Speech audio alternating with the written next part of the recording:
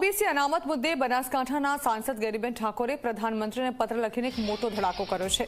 કોંગ્રેસના સાંસદ ગેનીબેન ઠાકોરે ગુજરાતની 27% ઓબીસી અનામતમાં 2 ભાગલા પાડવાની વાત કરી છે। જી હા, ગેનીબેન ઠાકોરે 27% ઓબીસી અનામતમાંથી 20% અનામત પછાત ઓબીસી વર્ગોને આપવાની માંગ કરી છે અને ઓબીસીમાં જે જ્ઞાતિઓએ અનામતનો લાભ વધુ લીધો છે તેવી જ્ઞાતિઓને ફક્ત 7% જ અનામત મળવી જોઈએ તેવી ગેનીબેન ઠાકોરે માંગ કરી છે। ઠાકોર, કોળી, ધોબી, મોચી, રાવળ, ડબગર અને વણઝારા સહિતની 23 થી વધારે પછાત ઓબીસી જ્ઞાતિઓને 27%માંથી 20% અનામત આપવા માટે અલગ ક્વોટા ઉભો કરવાની ગેનીબેન ઠાકોરે માંગણી કરી છે। ગેનીબેન ઠાકોરે નામ લીધા વગર ઓબીસી સમાજની 5 થી 10 જ્ઞાતિઓ પર સીધો આરોપ લગાવ્યો છે કે ઓબીસી અનામતનો લાભ ફક્ત 5 થી 10 જ્ઞાતિઓને સૌથી વધુ મળ્યો છે। બનાસકાંઠાના સાંસદ ગેનીબેન ઠાકોરે એવા સમયે આ પત્ર લખ્યો છે જ્યારે તેમણે ખાલી કરેલી વાવ ભાભર વિધાનસભા બેઠક પર પેટા ચૂંટણી યોજાવાની છે। તેમણે ઓબીસી અનામતનો લાભ ગુજરાતમાં કઈ જ્ઞાતિઓને કેટલા પ્રમાણમાં મળ્યો છે તેનો સર્વે કરાવવાની પણ માંગણી કરી છે।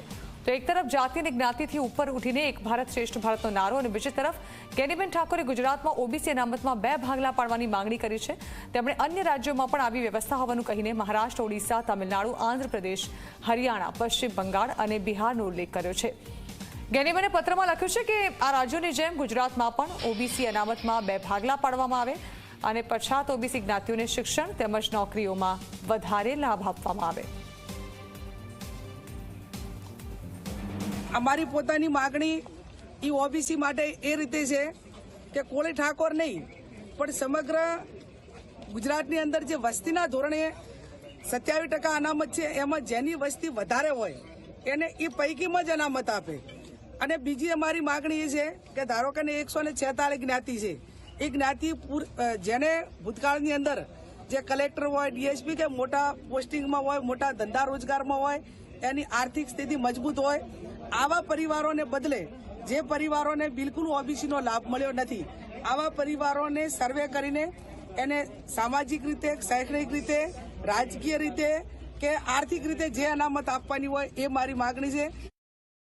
સમગ્ર ઓબીસી માટે અમારી એક માગણી છે કે જેમ એસસી સમાજને બજેટમાં અનામત એનું બજેટ આપવામાં આવે છે અલગથી, એસટી સમાજને અલગથી 14% બજેટ આપવામાં આવે છે, એમ સમગ્ર ગુજરાતમાં ઓબીસી એ હું માનું ત્યાં સુધી 54 થી 55% ઓબીસી સમાજો છે 146।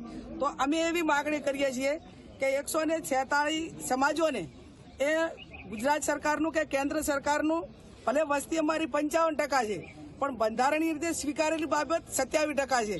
તો ગુજરાત સરકારનું કેન્દ્ર સરકારનું બજેટ એ ઓબીસી સમાજોને 27% પ્રમાણે બજેટ મળે એ અમારી સૌથી મોટી માગણી છે। અમે કોઈ સમાજોને આમાંથી ઓછો લાભ મળે કે વધારે લાભ મળે એ વાત નથી, પણ જેનું વસ્તીનું ધોરણ વધારે હોય એને તમે વધારે અને જે અતિ પછાત હોય એને તમે વધારે આપવા માટેનો પ્રયત્ન કરો।